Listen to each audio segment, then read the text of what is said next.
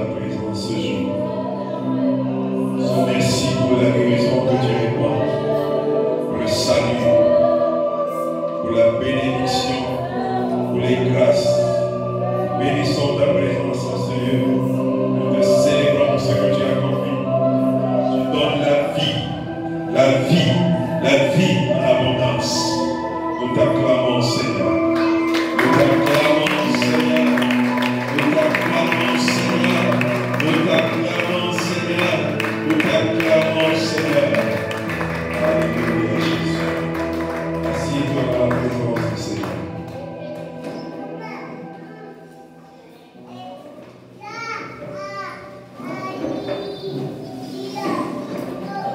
Alléluia.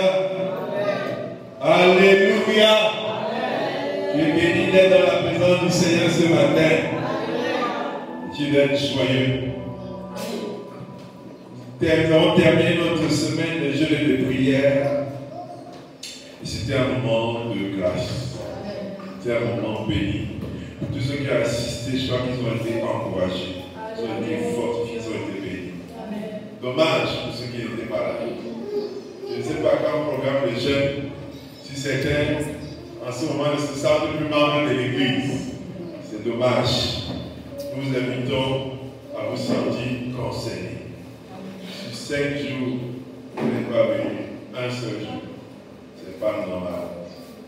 Est-ce que vous êtes vraiment membre de cette église? On doit se poser des questions. C'est une attitude qui fait réfléchir. Est-ce que vous êtes vraiment avec nous? Vous êtes de passage. Ça nous mène à se poser des questions. Et ce n'est pas la première fois. C'est presque les mêmes qui sont là. Les autres ne sont pas là. Ils font quoi? Est-ce qu'ils sont vraiment avec nous? Ils nous accompagnent, bien marchent avec nous. Alléluia. J'invite les uns les autres à rectifier le tir. Ce n'est pas pour quelqu'un que vous faites ce programme. C'est pour vous-même. C'est pour que vous soyez bénis, vous soyez fortifiés, vous soyez renouvelés, encouragés. C'est pour vous. On a prié pour la fin d'année. On a prié pour 2025. On a été dans la présence du Seigneur. Ça ne peut pas être enfin. Alléluia. Ça ne peut pas être pour rien. Pour voir les résultats. Après, ne lui dis pas demain que c'est comme si Dieu n'allait pas pour toi. C'est comme si tu t'as oublié. Ne nous dis pas ça. C'est toi qui as oublié Dieu. Mais tu fais les passements des gens avec le Seigneur. Jeûne de prière, tout le monde doit être là. Comme une équipe, tout le monde présent pour chercher la face de Dieu. Ce matin, nous allons partager la parole de Dieu sur le thème. Les promesses de Dieu sont éternelles. Alléluia. Les promesses de Dieu sont éternelles.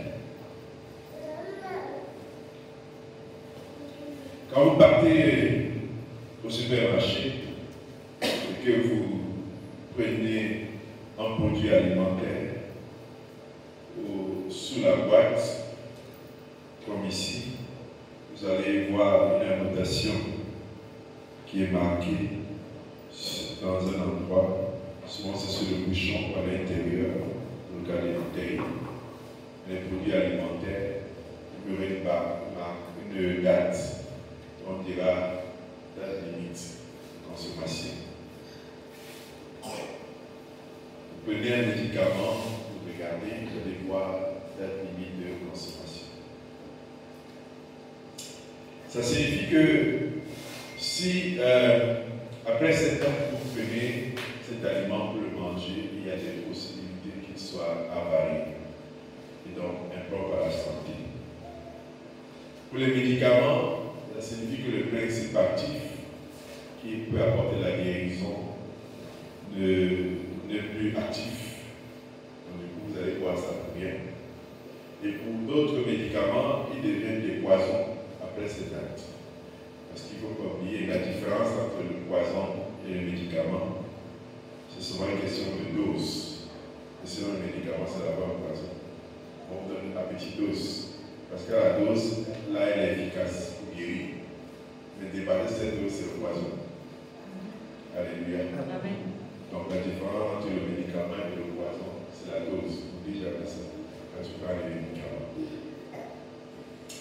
Alors, vous voyez que ces choses ont des dates de péremption. Quand vous prenez vos habits, c'est vrai que nous ne voulons pas nos gars de l'homme en Afrique.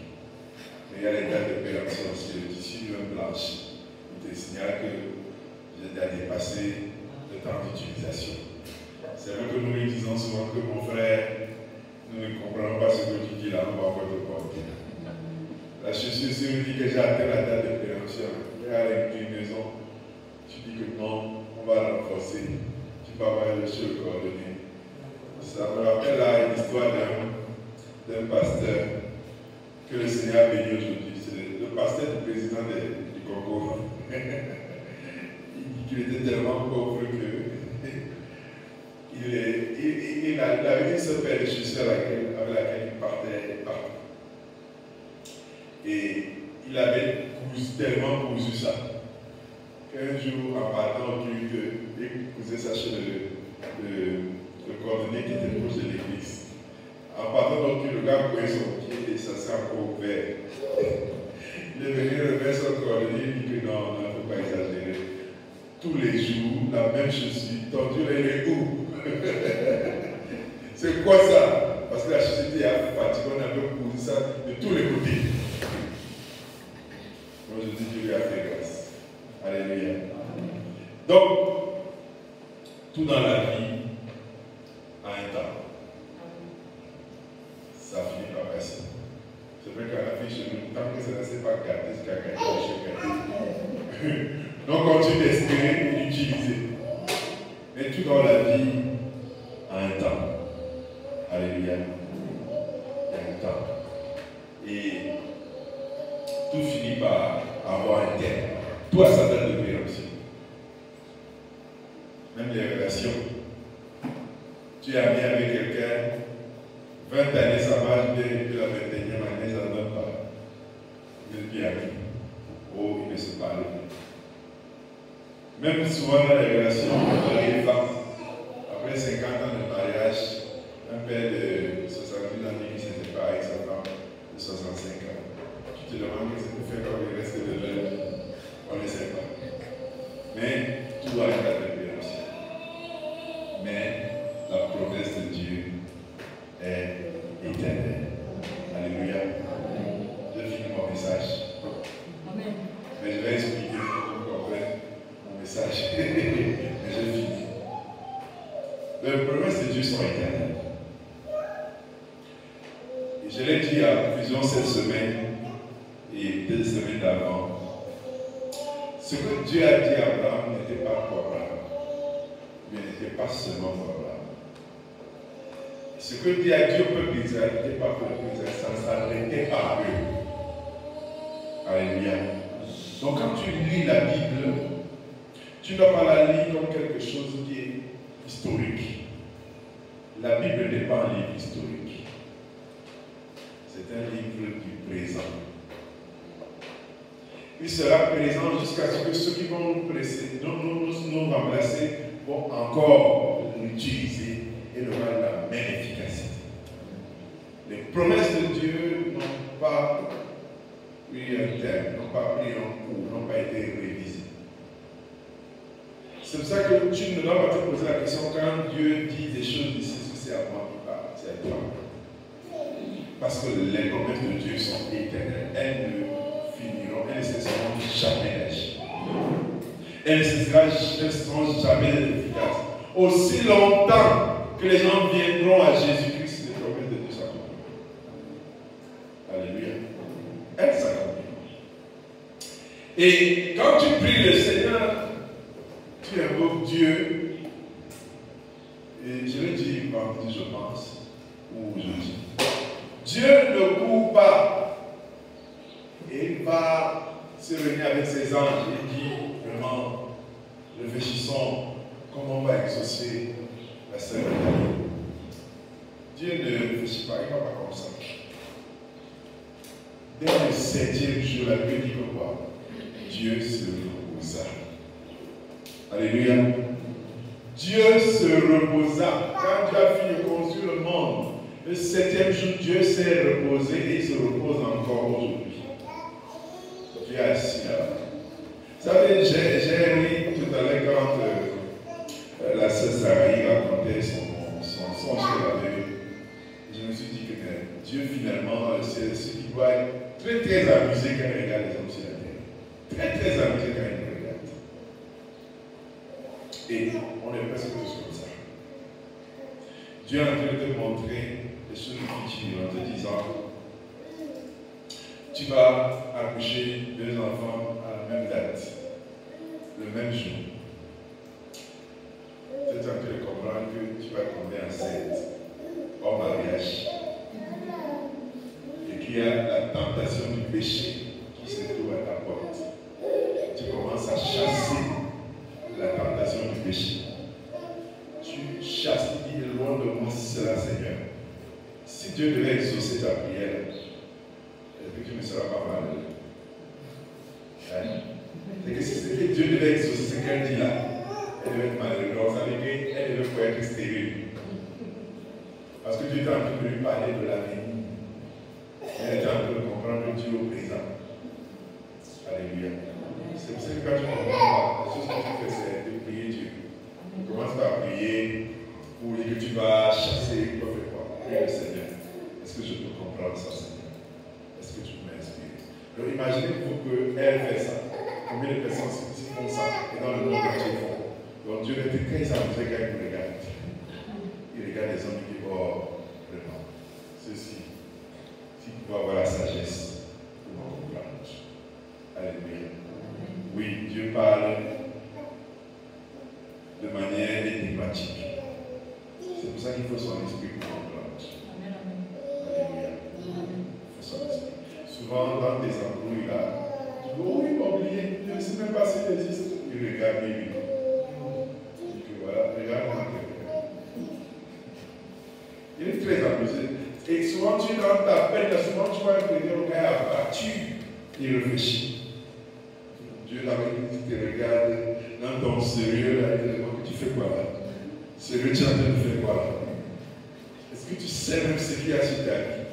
Est-ce que tu sais même ce que j'ai fait promis pour toi? Est-ce que tu sais ce qui t'attend? Et tu es assis là, devant, oh Dieu, je ne comprends plus ma vie. Je ne sais pas où ça de partir. Seigneur, vraiment, et c'est moi pourquoi je te prie. Oui. Parce que lui t'a déjà dit que je sais les projets que j'ai pour sur toi. Et toi, tu es en train de lui dire, Seigneur, qu'est-ce que je deviendrai? Seigneur, qu'est-ce que je vais. Est-ce que je vais me marier? Est-ce que je vais construire? Je ne me pose pas les questions, je vais me marier. Je vais construire. Ce n'est pas la question que je me pose. C'est un fait. C'est un fait. Donc souvent nous sommes là et on croit qu'on est très sérieux dans notre douleur. Très concentré dans notre malheur, en train de méditer sur nous-mêmes. Et à la fin, on a pitié de nous-mêmes. Oh Seigneur, combien je suis malheureux. Oh Dieu. Il te regarde comme ça et il veut l'ignorance, c'est quelque chose. Moi, j'ai vu ce que un frère nous a enseigné, nous a expliqué. Il disait des mots comme ça. Ça avait sonné particulièrement dans mes oreilles. La Bible dit que mon peuple périt faute de connaissance. Ça, c'est une phrase que je cite souvent. Mais ce qui m'avait marqué ce jour, c'est qu'il disait que pas le peuple du diable, pas le peuple du monde. Il dit que Dieu lui dit que ses enfants périssent faute de connaissance. Donc, ce n'est pas les païens qui ne connaissent pas Dieu, c'est ceux qui connaissent Dieu, qui sont en train de périr parce qu'ils ne connaissent pas. Donc les enfants de Dieu ont péri parce qu'on ne connaît pas. Ce n'est pas le païen qu'on parle. On ne parle pas d'un païen. De ceux qui ne lisent pas la Bible. On dit que les enfants de Dieu, Dieu dit que ses propres enfants périssent parce qu'ils ne connaissent pas, faute de connaissance. Vous savez, c'est comme quand les adultes, quand ils étaient petits, quand ils ont grandi. Souvent, ils réalisent qu'ils ont fait des choses qui étaient bêtes. C'est comme ça le jour que tu vas connaître. Tu vas réaliser que tu étais vraiment loin de la banque. tu vas comprendre que tu aurais dû ne jamais t'inquiéter. Alléluia. Dimanche, je vous parlais de la confiance en Dieu. C'est la seule chose que vous devez chercher pour que la parole de Dieu s'accomplisse en vous. Ce n'est que la seule chose à chercher. Comme je l'ai dit, Dieu ne travaille plus. Donc c'est pas quand tu es en train de prier là que tu dis que il a prié aujourd'hui, il va le bénir. Il dit que non, débriez-vous, il est en train de prier, débriez-vous, envoyez-lui la bénédiction. Elle est en train de prier sur la terre, débriez-vous, envoyez la bénédiction. Dieu est comme il dort, il transmet les adorations. Quand on enlève les adorations, les consomme. C'est tout pour lui. Le reste là, c'est sur pilotage automatique. Dieu ne travaille pas. Il s'est reposé le 7e jour, son 7e jour continue, jusqu'à aujourd'hui. Le reste, c'est toi qui actives. Ça dit que c'est comme un panier qu'on a mis où il y a tout. Tu te décides de te lever, tu le branches et tu pars. Celui qui est assis, qui se plaint, son panier là, ça a tout. Et il est assis, il se plaint. Il n'aura rien. C'est pour ça que la Bible dit que tout est possible. Il n'y a pas certaines choses qui sont possibles. Tout est possible tant que tu fais quoi? Tant que tu crois. Alléluia. Si tu crois que je vais me marier dans 20 ans, c'est toi qui as fixé le délai. C'est dans 20 ans. Si tu dis dans 10 ans, c'est dans 10 ans. Et je ne suis pas en train de dire de faire des confessions. Parce qu'après m'avoir écouté, tu peux dire, bon, je vais me marier demain matin. Ça n'arrive pas. Mais quelqu'un peut se dire que je vais me marier demain matin. Ça arrive. La différence, c'est quoi entre les deux? C'est que vous avez tous parlé, mais il y a d'autres qui croient. Et croire veut dire quoi? Je l'expliquais, je crois, en fait. Si on vous dit que vous avez le cancer, on vient vous dire que vous avez le cancer, vous n'avez pas ce cancer, on vient vous le dire. Dès qu'on vous le dit que vous acceptez ça, quelques minutes après, vous développez la maladie. Aussitôt. Quand on vient vous dire que vous êtes béni, vous ne croyez pas. Quelques minutes après, vous êtes toujours la même personne. C'est tout. La différence, c'est quoi? On croit plus facilement ce qui est négatif. Et quand on croit, on fait qu'on manifeste ce qu'on croit. C'est-à-dire qu'on devient ce qu'on croit. Tant que tu dis que tu crois et que tu ne deviens pas ce que tu crois, tu ne crois pas. Tu ne crois pas. Alléluia. Tu ne crois pas. Tant que tu dis que tu crois et que tu ne manifestes pas, tu ne crois pas. Ça, c'est un niveau de croyance. C'est que je me comporte comme si, pas comme si. Je me comporte ayant déjà la chose. C'est pourquoi la Bible dit que la foi est une ferme des choses qu'on espère, mais une démonstration. Donc je le démontre parce que je ne suis pas dans un cinéma, dans un jeu de rôle où je démontre. Donc, parce que je crois, c'est intégré en moi. Ça fait partie des choses qui sont des certitudes en moi. Je me comporte comme tel. Alléluia. Quand vous voyez un enfant marcher, quand il regarde son père, en fait, il a besoin de quelque chose. Il regarde son père, il dit à papa, je veux. Est-ce qu'il lui regarde la condition financière de son père? Peut-être qu'il a entendu son père discuter avec sa mère qui n'a pas d'argent. Ça, ce n'est pas parmi ses problèmes. Il a croyé pas dedans. Quand vous allez finir là-bas, il te dit que j'ai besoin. Et quand il est en train de te dire ça, il ne doute pas un seul instant que tu peux lui donner ça. Si tu ne lui donnes pas, c'est parce que tu ne veux pas. Et lui sait que tu peux lui donner ça. Voilà comment l'enfant se comporte. Si nous arrivons à avoir cette même attitude envers Dieu, je vous assure que rien ne va vous ébranler. Et vous allez obtenir ce que vous voulez. Parce que c'est quelque chose que vous croyez au plus profond de vous. Je sais que je suis béni. Je manifeste la bénédiction. Alléluia.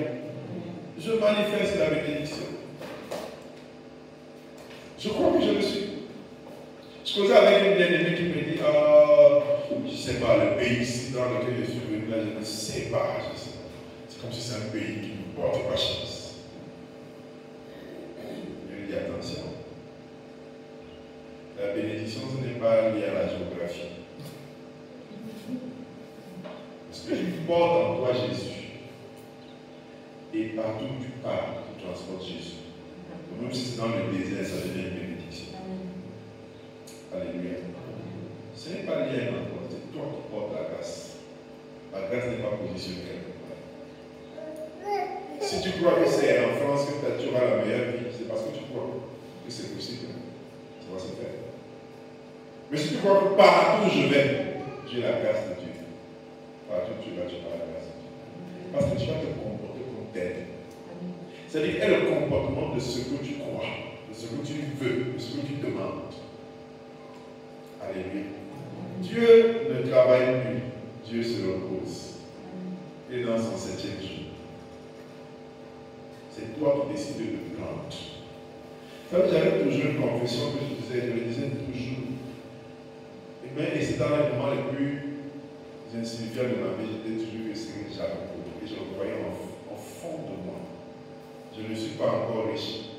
Je crois que je ne serai pas la grâce de Dieu. Amen. Quand il dit c'est la musique de blague. Parce que bon, ils ont fixé pour eux certains critères de richesse. Mais pour moi, il y a quelque chose que je veux.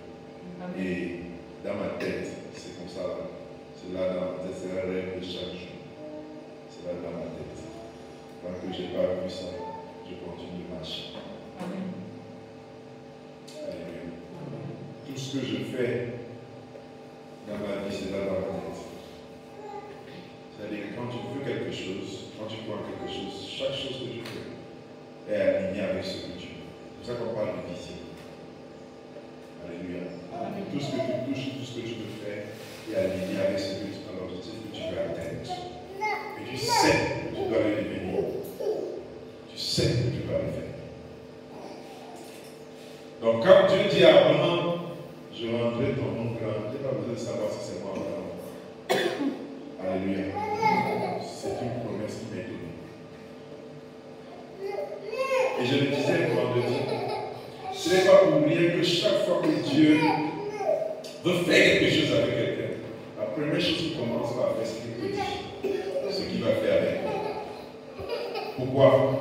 Parce qu'il faut que dès qu'il t'a dit ça, tu commences à intégrer et à vivre cette chose. Alléluia.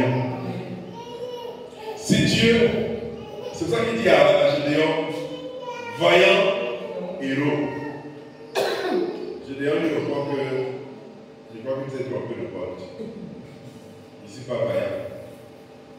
Ne regarde pas mes muscles là, c'est maïs. C'est pas vaillant. Dieu lui dit vaillant héros. Il dit va avec la force que tu as. Attends, peut-être que tu comprends pas ce que j'ai envie de te dire. En fait, je suis de la plus petite famille de mon village. Et je suis le plus petit de ma famille. Dieu lui dit que quand tu racontes des histoires, il dit que vaillant héros. Parce que Dieu parle de nous. Ce n'est pas par rapport au futur. Dieu ne parle pas de nous par rapport au futur. Dieu parle de nous par rapport au présent. Mais sauf que le présent de Dieu n'est pas notre présent. Vous savez, Dieu voit demain comme aujourd'hui. Dieu voit demain comme aujourd'hui. Parce que Dieu ne dit pas que la chose a été faite parce qu'elle est visible. Dieu ne dit pas que la chose a été faite parce qu'on la voit. Parce que Dieu voit dans les deux dimensions. Dans la dimension spirituelle et physique. Donc Dieu ne dit pas que la chose est accomplie parce que toi tu vois. Dès que c'est dans le règne de Dieu, la chose est accomplie. Alléluia. Donc quand toi tu vois avec tes yeux, tu dis que oh, voici une Bible. Dieu n'a pas besoin que la Bible soit physique. Dès qu'elle existe dans le domaine spirituel, Dieu dit que la chose existe. Amen. Quand il dit à Josué, vaillant héros, Dieu voit un vaillant héros. Ce n'est pas la motivation que Dieu fait. Dieu voit un vaillant héros. Alléluia. Donc si Dieu t'appelle bénédiction, ce n'est pas au futur, tu es bénédiction déjà. Alléluia. Je réussirai, j'avancerai, je ferai des exploits. C'est ça tes mots. Ça doit être ça tes mots. Parce que les promesses de Dieu sont éternelles. Il n'y a pas de date de péremption. Tu n'as pas fini avec ceux de l'histoire et il vient continuer avec nous. Non. Elle demeure. Alléluia. Donc quand tu pries, Dieu a déjà exaucé avant ta prière. Chacun de vos sujets de prière, présent et futur, ont déjà été exaucés, chers amis. Ils ont été exaucés. Ce n'est pas que Dieu va se casser la tête. Ah, mais c'est pour ça qu'on te pose la question, comment Dieu va faire pour me bénir? Ça, c'est ton problème. Lui, il n'a pas ce problème. Il sait déjà comment il va le faire. Ça peut être d'une manière classique, comme inhabituelle. Mais il sait déjà. Alléluia. Alors, disons quand quelques textes. Exode chapitre 15, verset 26. Exode chapitre 15, verset 26. Il dit, si tu écoutes attentivement la voix de l'Éternel ton Dieu, et si tu fais ce qui est droit à ses yeux, si tu prêtes l'oreille à ses commandements, et si tu observes toutes ses lois, je ne te frapperai d'aucune maladie dont j'ai frappé les Égyptiens, car je suis l'Éternel qui te guérit. Alléluia. Dieu dit que je suis l'Éternel qui te guérit. Il ne dit pas qu'il te guérira. Mais je suis l'Éternel qui te guérit. Au présent, ça signifie qu'il a dit au peuple d'Israël, je suis l'Éternel qui te guérit. Quand moi j'arrive, il me dit, je suis l'Éternel qui te guérit. Alléluia. Ceux qui viendront demain, il dit, je suis l'Éternel qui te guérit. Dieu est l'Éternel qui te guérit. Quand tu entends ces paroles, tu dois les manifester. Amen, amen. Alléluia. Je vous l'ai dit, je ne sais pas quand. Mais je peux chercher la maison, les jours à passer. Il n'y a pas quelqu'un qui est malade ici. Faites le diagnostic. Il n'y a pas. Alléluia. On n'a pas besoin de trop chercher. Quand il y a la présence de Dieu, les malades sont guéris. Amen, amen, amen. Alléluia. Amen. La présence de Dieu guérit. Amen. Elle donne la bonne santé. Amen. Elle donne la forme. Amen. Qui a un budget médicaments ici qu'il arrête chaque mois pour gérer sa maladie? Il n'y a pas de. Hein? Cherchez les pas. Il n'y a pas. Parce que Dieu guérit. Amen. Si je pose la même question si dehors, vous allez voir. Nous sommes nombreux. Il a son budget mensuel de la maladie, chronique ou bien accidentelle, il a. Mais je suis l'Éternel qui te guérit, il est là. Moi je crois à la guérison du Seigneur. Amen, amen. Et je vous le disais, Dieu ne regarde pas la pluie différente du cancer. C'est la même chose. Parce qu'il est l'Éternel qui te guérit. C'est pas fini dans l'Ancien Testament. C'est vrai jusqu'aujourd'hui. Dieu guérit. Il guérit de toutes les maladies, de toutes les infirmités. Alléluia. Amen. Sa parole n'a pas cessé d'avoir des effets. Elle guérit. Vous savez, c'est parce qu'on est seulement humble. On devait être orgueilleux dans l'enfant de Dieu.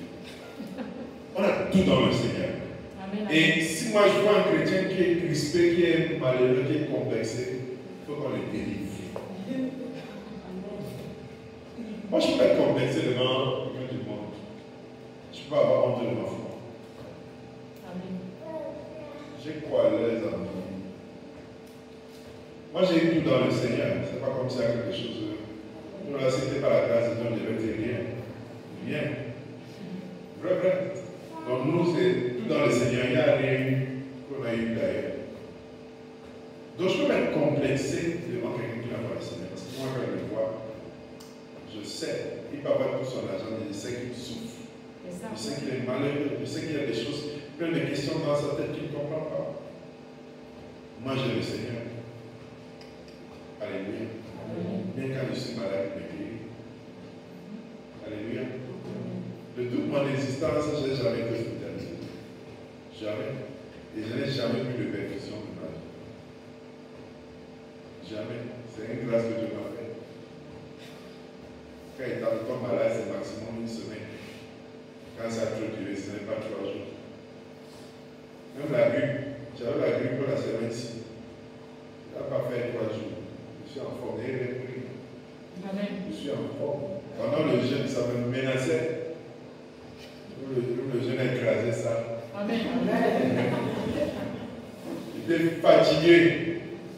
Mais je priais, je jeûnais. Je suis en forme aujourd'hui. Si je fais le 100 mètres à la base, ça me va tuer. Je vais avoir laissé derrière. Bon, c'est trop. Je prends Maxime du job.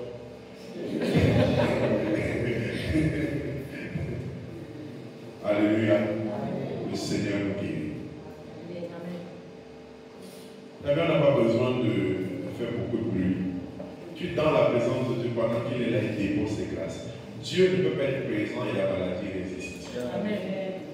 C'est pour ça que moi, mon secret, c'est que tu es malade, reste dans la présence de Dieu. Amen. Un matin, tu vas te lever, tu te rends compte que tu es en forme. Tu ne te comprends pas toi-même. Alléluia. Amen, amen, amen. Parce que Dieu restaure. Ça veut dire que l'église, c'est comme la télé de Dieu. Et chaque voiture qui sont là, il refait la tolérée. Il refait le moteur. Alléluia. Amen. Chaque pièce, il remet. Chaque jour, il te renouvelle. Tu es peigna, peigne, Amen. Alléluia. Amen, amen. Nous continuons la lecture. Genèse chapitre de Somme 23, verset 1. Somme 23. Cantique de David. L'Éternel est mon berger, je ne manquerai. Quand tu marches avec cette parole, ça veut dire qu'à un moment donné, le doute peut rentrer dans ta tête. Tu te demandes que je vais manger quoi demain. Souviens-toi que tu as un berger. Alléluia. Vous savez, il y a les éleveurs. Le bœuf, lui, là-bas, il est couché. Et puis il se pose la question comment manger quoi demain. Ce n'est pas son problème. Celui qui réfléchit comment c'est le berger, il met les amis demain. Le bœuf lui dort. Tu es le bœuf de Dieu. Amen. Tu es le bœuf de Dieu. C'est lui qui se pose les questions. Il dit seulement suis-moi. Le bœuf suit le Seigneur. Je ne vais pas venir hier, on peut prendre le mouton parce qu'il dit que vous êtes insulté. Alors sur les bœufs, vous pouvez le bord. La brebis. Ok, c'est plus tout. Vous êtes dans les brebis du Seigneur. Vous le suivez. Il dit on part à gauche. Je connais un pâturage là-bas. Allons de ce côté. Amen. Après il dit demain, allons de ce côté. Quand le manque veut venir te trouver le cœur, rappelle cette parole. L'Éternel est mon berger. Je ne manquerai de rien. Alléluia. Amen. Je ne manquerai de rien. Tu commences à croire cette parole. Il va venir au secours. Vous savez, Israël était dans le désert. Et ils ont commencé à se poser la question, que mangerons-nous? Que boirons-nous? Dieu s'est transformé en rocher. Il a dit à Moïse, frappe. L'eau est sortie. Ils étaient en train de se plaindre. On a trop mangé les légumes. On veut un peu de viande. Il a dit qu'attendez, demain je vais faire pleuvoir la viande du ciel. Levez-vous très tôt le matin, chacun avec son sac. Si tu peux, tu ramasses. Ils sont levés, ils ont trouvé la viande comme ça, dans le bocal. Chacun ramasse. Alléluia. Élie avait faim. Dieu a envoyé le corbeau avec une vie prête. Bien préparée. Ce n'est pas si c'est le corbeau qui a préparé. Il est venu. Il était au terrain. Il lui a apporté la nourriture, le gars a mangé. Il était rassasié. Il faut que tu développes ta confiance dans le Seigneur. Je disais ici vendredi que dès qu'on dit que pour la retraite, chacun va donner 500 000, il y en a que leur réflexe, c'est que je n'aurai pas. Dès qu'on est dans sa tête, il a dit déjà que je n'aurai pas. Tu n'auras pas. Et même si tu vas être forcé pour avoir, ce sera comme ça. Parce que ta foi a développé la négativité, je n'aurai pas. Tu vas voir ça se manifester. Mais pourtant, quand tu dis l'Éternel est mon berger, il va pouvoir. Mettez mon nom, je vais donner. Objectif, je vais donner. Tu vas voir que ça se manifeste. Alléluia. Qu'il te soit fait selon ta foi, ce que tu crois. Tu dis que, oh, les temps, si ça devient difficile, demain, ce sera dur. Ça sera dur demain. Ça sera dur. Mais si tu dis, j'espère en l'Éternel, ça va aller. Ça va aller. Et que tu crois que ça va aller, ça va aller. Amen. Alléluia. Amen. Donc, dans les moments difficiles, dis je mon berger, c'est l'Éternel. Il pourvoira. Les enfants, ils rentrent à l'école, l'Éternel pourvoira. Alléluia. Il pourvoira. Genèse 28, verset 15. Voici, je suis avec toi, je te garderai partout où tu iras. Je te ramènerai dans ce pays, car je ne t'abandonnerai point. Que je n'ai exécuté ce que je t'ai dit. Alléluia. Dieu dit que Dieu n'est pas un lâcheur. Dieu n'est pas un infidèle. Il dit que comme je t'ai promis, tant que ce que je t'ai dit ne s'est pas accompli, moi, je ne t'abandonnerai pas. Amen. Ce que je t'ai dit, si tu n'as pas encore vu ça s'exécuter, je ne t'abandonnerai pas. Je serai là avec toi. Je vous ai lancé des défis, personne ne m'a écrit l'autre jour. Je vous ai dit que trouvez-moi quelqu'un que Dieu a déçu. Vous m'envoyez son nom. Mais personne ne m'a envoyé. Ça veut dire que vous n'avez pas trouvé. Vous n'avez pas fouillé dans mon quartier. Cherchez. Dieu n'a jamais déçu personne. C'est l'homme qui est fatigué de la fidélité de Dieu et dit que Seigneur, laisse-moi faire me balader. Tu es trop bon. Je vais aller m'amuser. Seigneur, tu es trop gentil. En fait, nous nous comportons comme les enfants qui disent que leurs parents les surveillent trop. Alors, il faut qu'ils quittent la protection de leurs parents. Il faut qu'ils se débrouillent. Donc, un enfant, il veut la liberté, il dit qu'il m'avait loué à 16 ans. Il est encore élève. Il dit que papa, mais j'ai envie de sortir comme je veux. Mais papa m'empêche. Il va aller louer. Il part. Il va voir ce qui arrive. Ça couille. Vous avez dit que papa, tu es trop bon. Tu prends trop soin de moi. Il faut un peu que j'aille pour me battre. Il va se battre. Il voit ce que ça donne. C'est comme ça que nous comportons devant Dieu. Oui, Seigneur, oui, tu me contrôles pour tout. Tu laisses aussi dire, ta loi est difficile. J'aime bien les mecs qui m'ont demandé hier, j'espère qu'on va suivre la vidéo. C'est pour la consommation à sa donation. Il me dit, bon, j'ai une question à te poser. Dis-moi, pourquoi Dieu, la Bible interdit que nous les chrétiens se marient avec les non convertis? Oh, question. Dieu dit que je vais te faire des éléments simples. Dieu ne le dit pas pour lui, par égoïsme. C'est par amour pour toi qui te le dit. Prenons des exemples. Quand vos enfants vont. Toi, tu crois en la foi, c'est ça? Tu crois que le Seigneur est la foi que tu professes de Dieu.